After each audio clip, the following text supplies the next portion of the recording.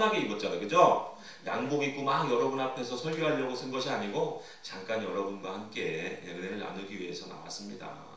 근데 혹시 또 오해하셔가지고 막 목사라고 날라리 아니야? 그런 사람들도 있을지 몰라요.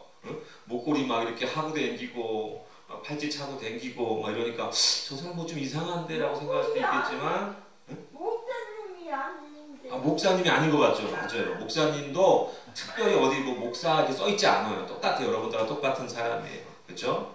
여러분들이 좀 아픈 곳이 있어도 하나님의 똑같은 자녀인 것처럼 목사도 다 똑같은 사람이고, 그리고 이 팔찌가 목걸이가 멋으로 찬 것이 아니고 제가 아픈 사람들 기도해 주다 보니까 그렇게 그냥 기도해 준다고 다니다 보니까 제 몸 관리를 못 해가지고 게르 많은 목걸이 아파가 통증이 좀 있어요.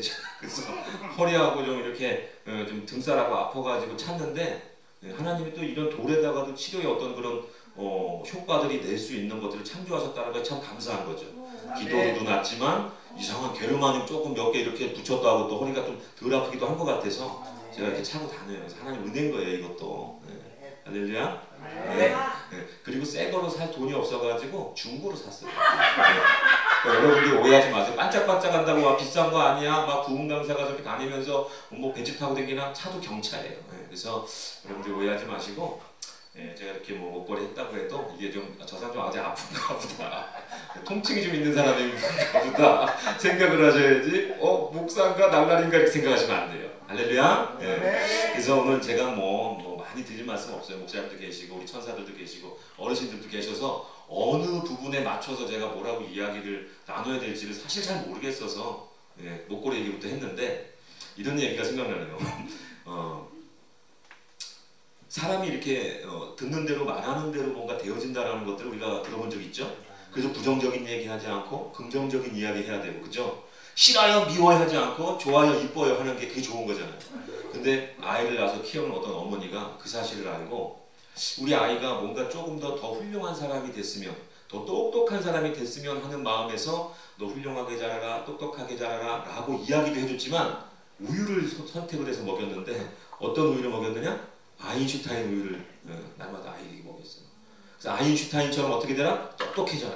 그런 마음으로 아인슈타인을 계속 먹였는데 이게 아인슈타인처럼 천재가 될 것 같지는 않아요.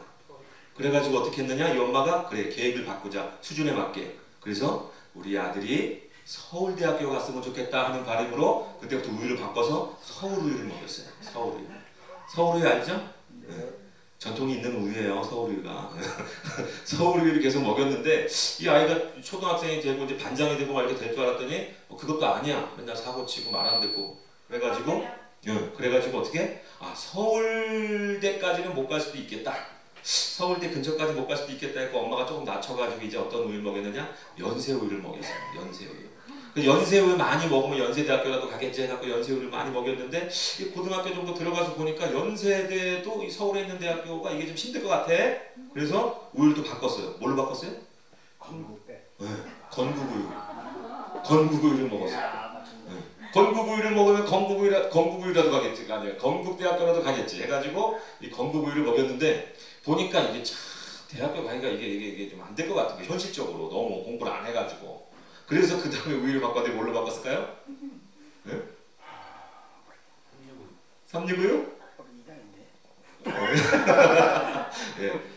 뭐 365유도 있겠고 뭐 대관령 우유도 있겠죠. 근데 이제 그 부모님이 어떻게 우유를 바꿔줬냐면 저기 있는 지방대라도 가라 해가지고 저지방 우유. 저 지방이라도 저 지방대학교로 가라고 개그맨 적으세요. 이런 거 해야 웃기니까요. 지방대라도 가라고 해갖고 저 지방 우유를 먹였어요. 저 지방 우유를 먹였는데 저 지방 우유를 먹였는데도 이 아이가 보니까 대학을 갔어요? 못 갔어요? 못 갔어요. 못 가가지고 힘들게 노동일을 하면서 살았는데 그때 엄마가 이제 우유를 또 바꿔줍니다. 생활이 힘들어도 웃고 지내라. 빙그레 우유. 빙그레 우유를 엄마가 이제 먹였어요. 어른이 됐는데도 빙글빙글 웃고 살아라. 빙그레 우유를 먹였는데 참 이 얘기를 하면서 제가 아이러니한 것이 저희 아버지하고 어머니가 저 어릴 때, 저 아기 때부터 저 초등학교 때까지 서울우유 배달을 하셨어요. 서울우유 배달을. 11년 동안. 새벽 3시에 겨울에도 일어나가지고 갑자기 또 제가 울면 여기서 좀 그렇죠. 근데 어머니가 오토바이 타고 우유 배달 하셔야 되는데 중간에 새벽에 다시 들어와서 제가 깰 때가 있었어요. 물을 끓이시는 거예요. 커피를 먹으려고? 아니요. 오토바이가 얼어서 키가 들어가질 않으니까 그 물을 끓여서 키 박스에다 부어서 키가 들어갈 수 있도록 녹여서 키를 꽂아서 그 추운 겨울에 볼이 다 얼도록 오토바이를 타고 다니면서 이런 3층 집도 계단으로 이렇게 올려다니면서 그 지역에 있는, 그리고 어쩔 때는 아파서 병원에 가셔야 되는 일도 많았어요. 오토바이가 겨울에 미끄러우니까 넘어지셔가지고 다치기도 하시고, 그래서 시퍼런 멍이 다리에 들어있기도 했고, 그래서 아버지 어머니가 이렇게 참 어렵게 이렇게 저를, 저와 제 여동생을 키워주셨는데, 그럼에도 불구하고 제가 아버지 어머니 이렇게 울배달하는 걸 보면서 아버지가 어느 날 저한테 말은 하지 않았지만 제가 보면서 깨달은 것이 있는데, 저는 그랬어요. 나중에 이제 물어봤죠. 아버지가 이제 이 얘기부터 할까요? 제가 부모님이 서울대를 가라고 서울우유 먹인 건 아니지만 서울우유 장사를 11년 동안 했기 때문에 제가 11년 동안 무슨 우유 먹었겠어요? 서울우유 배달하시는데 건국우유 먹었겠어요? 서울우유 먹었을 거 아니에요. 근데 서울대를 못 간 게 참 이상하잖아요. 그리고 서울대구 지방대구 간에 키라도 커야 될 거 아니에요. 우유를 어릴 때 11년을 먹었는데 키가 이렇게 작은데요? 그래서 왜 서울대도 못 가고 키도 안 컸을까를 곰곰이 생각해 봤는데 왠지 아세요? 최소 일주일 지난 우유만 먹었어요. 날짜 지난 우유만. 날짜 지난 우유밖에 먹을 수가 없는 거예요. 왜? 날짜 안 지난 우유는 어떻게 해야 돼요? 갖다 팔아야 되잖아요. 배달해야 되고. 근데 그러다 보면 재고가 쌓이고 남는 우유가 있다 보면은 그거는 이제 날짜 지난. 그래도 저는 지금도 보름 지난 우유도 먹어요. 내성이 생긴 건지 몰라요. 그렇지만 요플레 같은 거는 한 달 지난 것도 먹어요.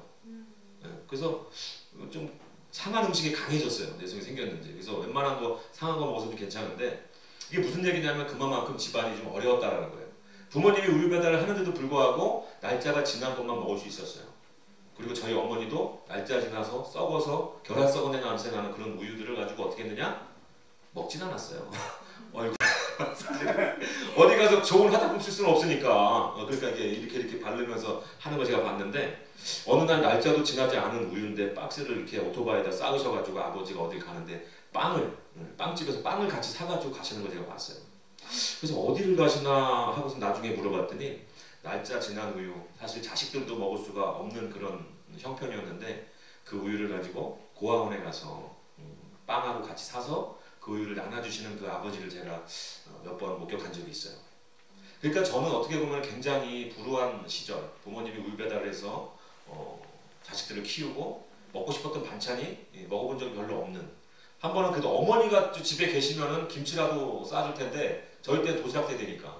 근데 어머니가 시골 가셨는데 도시락이 너무 불안한 거예요. 친구들하고 같이 돌아서 앉아서 먹어야 되는데 이게 뭔가 불길한 거예요, 느낌이. 초등학교 때. 그래가지고 뒤를 딱 돌아봤더니 이 반찬을 꺼내가지고 뒤를 돌기 전에 제가 확인을 해봤어요. 이렇게 밥 시간에 딱 열었더니 밥하고 반찬이 뭐였는지 아세요? 제 나이가 몇인데 지금 고추장을 싸주신 거예요. 고추장을. 물론 어르신들 고추장에 계란 후라이 넣어가지고 와서 흔들어서 먹으면 맛있다 할 수 있지만 저희 세대만 해도 고추장을 싸간다는 건 굉장히 이제 제 스스로 충격적인 거거든요. 아이들에게 그 반찬을 내놓을 수가 없잖아요. 왜? 아이들이 뭐 일부러 알고 막 왕따 시킨 건 아니어도 야 너 고추장을 싸왔어? 야 얘 고추장 싸왔다 놀림의 대상이 될 수 있기 때문에 제가 배가 너무 고팠는데도 나 배 아파 밥 안 먹으려고 닫아버렸어요.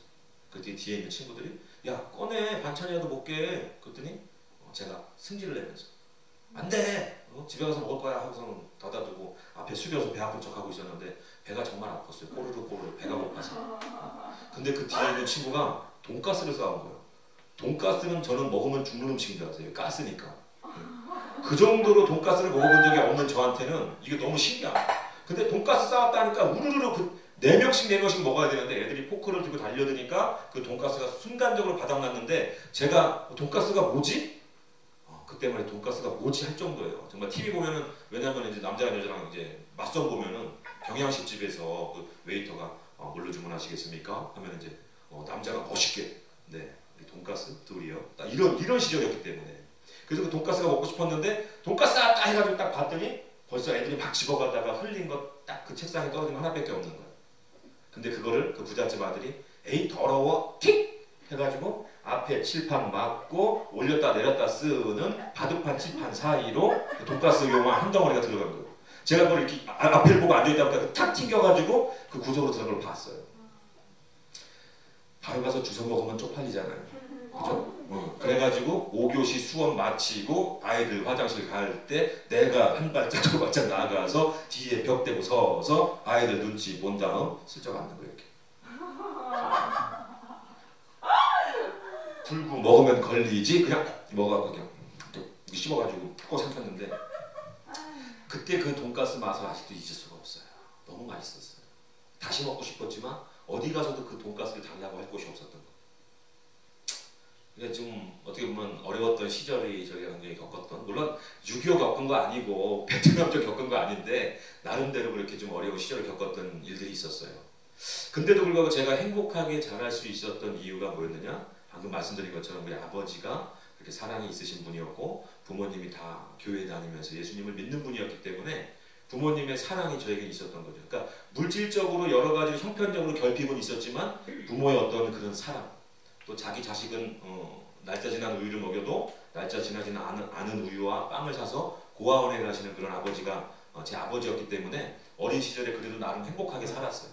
근데 이제 청소년기가 되고 그 다음에 어떻게 돼요? 반항심이 생기는 어떤 사춘기가 되니까 점점점 호기심에 술도 먹어보고 뭐도 보고 하다 보니까 부모님의 사랑만으로는 채워지지 않는 무언가가 있더라고요. 이 안에. 부모님의 사랑 갖고는 안 되겠어. 뭔가 나 더 채우고 싶어. 제가 많이 배운 사람은 아닌데 하이데거라는 이 독일의 철학자가 인간을 정의할 때 뭐라고 정의하냐면 인간은 본질 자체가 없는 존재다. 그렇기 때문에 무엇을 그 인간에게 담느냐에 따라서 그 인간이 정의된다 라고 이렇게 얘기했다는 거예요. 그게 쉽게 얘기하면 뭔 소리냐면은 인간은 그냥 거기에 뭐가 들어가 있느냐가 중요하다는 거예요. 그게 인간의 정의를 내릴 수 있는 거예요. 인간만 있어서는 그 껍데기는 무언가 정의를 내릴 수 없다는 거죠. 그렇기 때문에 우리 안에 무엇이 있느냐, 우리 안에 사랑이 있느냐, 미움이 있느냐에 따라서 그 사람은 미움이 있는 사람, 사랑이 있는 사람으로 나눌 수 있다는 거예요. 근데 저 같은 경우에는 그때 당시 이제 이 마음이 인간은 그렇게 하이데거라는 그 철학자가 얘기했던 것처럼 무언가부터 이 본질 자체가 없다 보니까 불안한 거예요. 여러분도 아마 똑같이 느끼셨을 거예요. 통장에 잔고가 있는데도 불안한 거야. 내 노후가 불안한 거야. 내 자식들이 어딘가 가서 사고 치지 않을까 불안한 거야. 그러니까 날마다 이 불안하다는 것 자체가 왜 불안한 거냐? 본질적으로 인간은 그런 본질 자체가 없는 존재이기 때문에 이 안에 뭔가가 있어야 되는데 이 안에 무언가가 있어야 되는 그것이 없다 보니까 계속해서 불안한 거예요. 공포라고 하는 거, 예를 들면 강시가 무섭다. 공포라고 하는 건 대상이 있어요. 그죠? 놀이기구 무서워. 대상이 있어요. 근데 불안감은 대상조차도 없는 거예요. 그냥 막연한 불안감이 항상 사람 안에 있는 거예요. 그러다 보니까 그 막연한 불안감을 없애려고 어떻게 해요? 아까 우리 목사님 말씀하셨지만 절로도 가보고 일로도 가보고 교회도 가보고 절로도 가서 절에 가면 뭐예요 스님들? 떡떡떡떡떡 하면서 뭐 하는 거예요? 뭔가 깨달으려고 옛날에 불교에서 굉장히 유명한 분은 성철 스님 뭐 이런 분들 있잖아요. 훌륭한 분이죠. 근데 깨달음을 얻기 위해서 어떻게 했느냐 그런 분들은 8년 동안 잠을 안 자고 누워서 안 자고 딱 이렇게 앉아가지고 8년 동안 지내는 거예요. 그리고 와서 그 8년 동안의 수행을 통해서 무엇을 깨달았어요? 깨달은 것을 아까 설법이라고 하면서 이렇게 딱 얘기를 하시는데 뭐라고 얘기하느냐? 산은 산이요 물은 물이로다. 뭔 소리야? 응? 산은 산이고 물은 물이라는 거야. 그럼 그게 뭔 소리야? 나 8년 동안 못 깨달았습니다 하는 거지. 응? 산은 산이고 물은 물입니다. 우리 아들 3살짜리 아들도 그런 소리 할 수 있어요. 근데 그 불교하는 사람들은 그냥 그게 대단한 건지 알고 이야 그런 놀라운 깨달음이라고 생각하지만 안 돼. 그건 깨달음이 아니에요. 그러니까 자기가 자기를 아무리 들여다보고 사람들과 단절하고 자기 성찰을 한다고 해도 절대로 그 불교에서 원하는 것들을 얻을 수가 없는 거예요. 그러니까 그 성철 스님이라는 분이 죽기 전에 뭐라고 합니까? 제가 여기다 전 사도신경 외우기도 힘든데 그거를 뭐 어떻게 그분이 죽기 전에 뭐 무슨 송이야? 28자로 된 무슨 반 무슨 송인가 해가지고 죽기 전에 방구? 열반송인가 뭔가 이런 걸 했는데 거기에 보니까 그것을 무슨 뭐 하여 뭐 숨이 산갖고 어쩌고 그 읽어보니까 뜻이 뭐라고 풀리는 걸 보니까 내가 평생에 남녀를 미치게 해서 속여가지고 내 죄가 저런 큰 수미산보다 더 커서 내가 이제 천국이 아닌 지옥에 생지옥불에 빠지게 됐는데 내 마음이 망갈래 그 심정에 여러 가지 어렵다 이런 내용들을 하고 죽었더라고요. 그러니까 평생을 스님이 똑똑똑 하면서 열심히 뭔가 깨달으려고 했지만 깨달은 게 정말 마지막에 제대로 깨달았어. 자기가 천국 못 가고 지옥 갈 거라는 거예요. 많은 사람들 현혹시켰기 때문에 그 지옥 중에서 가장 큰 지옥 갈 거라는 걸 깨닫고 돌아가셨어. 얼마나 안타까워요. 뭐 이렇게 사람들한테 나쁜 짓도 안 하고 열심히 사신 분인데 지옥 갔으니 얼마나 안타까워요. 그래서 저도 사춘기 때 방황했던 것이 뭐냐면 내 안에 어머니 아버지의 사랑은 있었지만 무언가가 비어 있었던 거예요. 아까 전에 하이데거가 얘기했던 것처럼 그 사람은 그 안에 있는 것 무엇이 담겼느냐에 따라서 그 본질이 규명됐다고 한 것처럼 제가 껍데기인 것 같은 거예요. 자꾸 그랬는데 뭐 얘기를 제가 길게 할 수 없으니까 짧게 쪼개서 말씀을 드리면 제가 지금 보세요. 약간 어떻게 보면 날라리 같기도 하지만 굉장히 어떻게 사람이 좀 뭔가 행복해 보여요? 불행해 보여요? 행복해 보이죠? 저는 이 세상에서 제가 가장 행복한 사람이라고 항상 느끼고 말해요. 왜 그러느냐? 내 안에 그 부족했던 부분들이 채워졌는데 이 부족한 부분은 절대로 돈으로 채울 수 없고 건강으로 채울 수 없고 재산으로 채울 수 없고 맛있는 거 먹는다고 채울 수 없고 하다못해 부모님의 사랑으로도 채울 수 없는 무언가가 있어요. 그 하이데거가 얘기했던 것을 종교개혁자 마틴 루터라는 사람이 이런 얘기를 했는데 그렇기 때문에 사람은 영적 존재적 우울감이라는 게 있다고 그러는데 그게 뭐냐면은 항상 불안한 마음이 있다는 거예요. 뭔가 채워지지 않는 이 안에 빵꾸가 있다는 거예요. 사람이. 이 빵꾸를 뭘로 채울 수 있느냐? 사람으로 이 세상 거는 아무로 채울 수가 없는데 오로지 하나 채워질 수 있는 게 뭐냐면 그것이 바로 할렐루야! 빙고! 제가 올 필요가 없었어. 이미 저보다 다 이렇게 그냥 영적 똑똑하신 분들만 모였기 때문에 그 빈자리 빵꾸를 오로지 예수 그리스도만으로 채울 수 있다는 거예요. 뭘로? 예수 그리스도 십자가에서 흘리신 예수 그리스도의 보혈로만이 채워진다. 그것이 아니고는 아무리 채워봐도 어떻게 돼요? 요새 뭐 잘 여기 TV에 나오는 그런 사람들처럼 이상한 짓 하고 못된 짓 해서 채우려고 하고 더 좋은데 놀러가서 채우려고 하고 하지만 그것이 채워진다? 안 채워져. 못된 짓 하면 더 못된 짓 하고 싶고 좋은 거 먹으면 더 좋은 거 먹고 싶고 절대 채워지지 않는데 지금 우리 목사님처럼 실태어를 타면서 그 사고로 인해서 어렵게 이 몸을 또 이렇게 여러 가지 사고로 인해서 힘들게 생활하시지만 근데 사람들이 볼 때는 그렇게 생각하죠. 뭔가 채워지지 않겠다. 뭔가 힘들겠다. 그렇죠? 그렇지만 그렇지 않은 거예요. 사람들이 볼 때는 무언가 채워지지 않은 것 같지만 그 안에 예수 그리스도가 계시다면 완벽히 채워진 존재가 되는 거예요.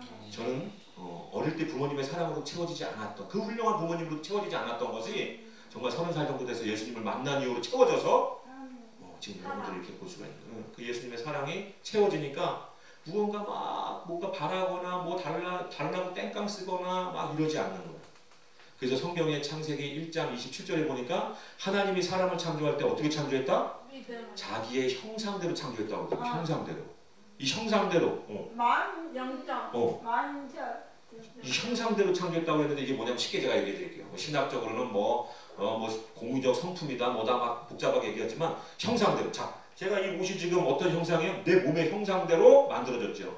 장갑, 추울 때 장갑 끼죠. 그 장갑도 어떻게 만들어져요? 이 손의 모양대로, 이 손의 형상대로 만드는 거예요. 왜 그럴까요?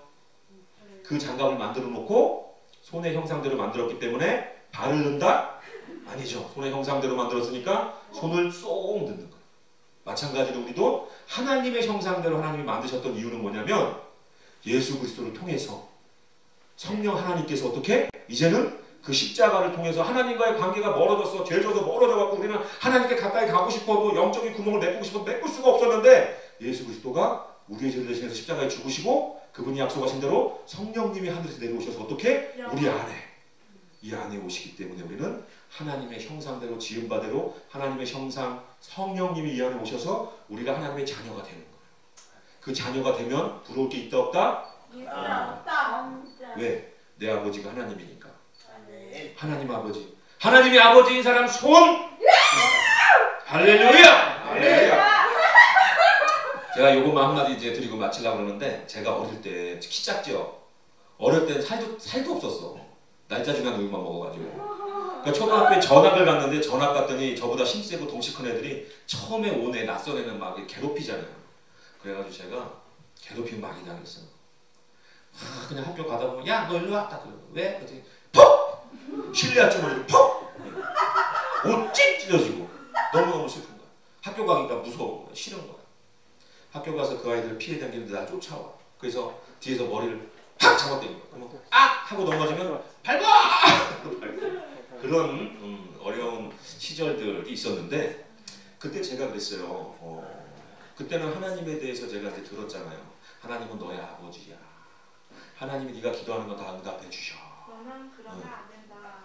너는 그러면 안 된다 하면 되는데 너는 그러면 안 된다 하려고 또 때려 또 때려. 그래서 어떻게 했냐? 기도했어요. 하나님 아버지, 왜냐면 이거를 우리 아버지, 나를 낳아준 아버지한테 얘기해도 이 아버지가 바쁜데 회사 단계 우유 배달해야 되는데 가갖고 너 왜 우리 아들 때려? 해줄 수가 없잖아. 근데 우리 지금 뭐 이게 뭐 아버지가 가서 너 왜 우리 아들 때려? 그러면은 우리 아버지 없을 때 때리면 또 맞아야 되는데, 응? 어머니한테 말한다고 되나? 안 되지. 선생님한테 말한다고? 선생님이 혼내주겠지. 너 왜 정관이 때려? 맴매 떼치. 그럼 선생님 없을 때 얘가 너 때문에 맞았잖아 이 새끼야 하고 또 때리겠지. 그러니까 이게 안 되는 거야. 그래서 제가 무릎을 꿇고 그 어린 나이 초등학교 2학년 때 하나님 아버지 나 좀 살려주세요. 학교 가기 무서워요. 너무너무 힘들어요 하면서 기도했어요. 근데 얼마나 그때 어릴 때부터 똑똑했는지, 응? 구체적으로 기도를 한 거예요. 그때 제가 태권도 파란띠였거든요. 근데 뭐라고 기도를 했는지 아세요? 그 아이가 어디 사는지도 몰라 나는. 그게 성이 송모였어. 송가놈이. 여기 송가놈 없죠? 그 송가놈이 예, 다행이네. 송씨가 흔하지 않잖아. 그래서 송가놈이 나를 항상 때리는 대표였는데 그 송 누구 그 친구가 저를 자꾸 때려서 괴롭혀요. 그 친구가 때리는 거 시작 안 하면 다른 친구들도 안 때릴 텐데 그 친구가 맨날 먼저 때려가지고 다른 친구들까지 같이 괴롭히는데 하나님 그 친구를 제가 다니는 태권도 도장에 올 수 있게 해주세요. 그래서 그 친구를 보내주셔서 1대1로 어떻게 겨루기 하게 해주세요 기도했어요. 초등학교 2학년 때 1대1로 딱 앞에 서가지고 여러 명이서 한 번에 때리는 게 아니라 걔랑 나랑 단둘이 딱 해서 겨루기 얌얌 발차기 태권도 해가지고 겨루기 하게 해주세요 라고 기도했는데 제가 신기한 일이 생겼어. 안 되게 왜 안 돼? 됐다니까. 내가 그 다음날 태권도 도장에 갔는데 그 아이가 와가지고 벽에 이렇게 기대있어 이렇게. 그래서 이제 여기 태권도 도장이 이렇게 넓잖아요. 들어갔는데 나 때리는 애가 있으니까 어떻게 피했어. 피해가지고 이렇게 돌아가가지고 처음에 우리 뭐야? 국기에 대한 경례하거든요. 나는 장선 뭐 태권도 옛날에 이렇게 했거든. 그러고 나서 딱 관장님 실에 가가지고 똑똑똑 그래서 뭐 단결 뭐 어쩌고저쩌고 이렇게 얘기하고 충성 하고 관장님 좋았습니다. 딱 이렇게 하고서는 딱 했는데 여기서 이제 혼자 노는 거야. 야, 저 왜 왔지? 기도한 걸 생각도 못하고 하루 만에 까먹어가지고. 근데 걔가 와 있는데 왜 왔지 하고 있는데 자 이제 운동 시간이 된 거예요. 몸풀기를 이렇게 했는데 걔가 와서 같이 몸을 풀더라고. 여기 등록을 하려고 하는 건가? 그걸 모르겠어. 근데 저기서 같이 몸을 푸는데 자 몸풀기가 끝났어. 근데 그 태권도를 그렇게 1년 동안 다녀봤지만 그 뒤로도 1년 더 당겼지만 한 번도 처음 온 사람 도복도 아직 준비가 안 된 사람을 겨루기 시킨 적이 없었어요. 그랬는데 관장님이 자 동그랗게 서서 앉으세요 해갖고 동그랗게 서서 앉았는데 그 새로운 그 송가놈을 갖다가 자 너 앞으로 나와 해갖고 앞에 딱 세우더니 그 다음에 어떻게 했는지 알아요? 김정관 나와! 그래서 제가 어떻게 했겠어요? 됐겠냐? 하나 둘 차차차 하면서 나와가지고 하나 둘 셋 차차 딱 섰었어요. 그랬더니 둘이서 이 발차기도 못하는 놈 태권도 아무것도 못하는 놈 뭐 하얀 띠도 아닌 놈 이거 도복도 없는 놈한테 자 겨루기 시작하는 거예요. 그래서 제가 어떻게 했겠어요? 옆차기 2단 옆차기 그냥 막 돌려차기 해가지고 어떻게? 발차기. 예, 애를 쓰러지게 만들어버렸어. 그래갖고 어떻게 됐겠어요? 발차기. 완전히 깨갱했어. 나의 실력을 다 이제 봤지. 그래가지고 어떻게 됐느냐? 그 다음 학교에 갔어요. 아이들이 소문이 돌기 시작한 거예요. 정관이 저 녀석은 굉장히 싸움을 잘하는 녀석이었어. 근데 태권도 도장 관장님이 나가서 싸우지 말라고 했기 때문에 우리한테 그렇게 하지 않은 거였어. 쟤 건들면 안 돼. 라고 가장 많이 괴롭히던 그 아이를 통해 소문이 다 난 거예요. 그래가지고 그때부터 한 대도 맞지 않고 학교를 다녔어요. 근데 그때는 까맣게 잊어버렸어요. 그리고 그 친구가 거기 등록했느냐? 등록하지 않았어요. 그냥 하루 왔다 가서 그 왔다 간 그날 나랑 겨루기하고 학교에서 내가 얼마나 센지를 이야기하게 생겼고 나는 그때부터 6학년 돼서 졸업할 때까지 한 대도 맞지 않고 학교를 다녔어요. 근데 그게 기억 저편에 묻혀져 있다가 어느 날 하나님께서 그 기억 저편에 묻혀져 있던 것을 꺼내서 기억나게 하셨는데 제가 소름이 돋았어요. 이야 어쩌고 이렇게 내가 기도한 대로 정확하게 그 친구를 불러다 내 앞에 세워주고 겨루기를 시켜주고 내가 그렇게 고통받던 어떤 현실에서 나를 하나님 구원해 주셨을까? 막 울면서 기도했어. 하나님 아버지 감사합니다. 여러분 사랑합니다. 여러분들도 힘들 때가 있고 어려울 때가 있고 환경적으로 정말 내심으로 할 수 없는 무언가가 있을 때 우리는 하나님 아버지께 기도할 수 있다는 거예요. 얼마나 감사해요. 왜? 그 하나님 아버지가 예수 그리스도를 통해서 우리 안에 계시기 때문에 저 먼 곳에서 뭐라고 안 들려 하는 분이 아니고 이 안에서 그래 내가 너랑 함께한다. 그리고 내가 응답할 것이다. 그럼 우리 근심 걱정 세상의 문제들이 끝! 내 얘기도 끝! 할렐루야! 응? 문제 있어요? 나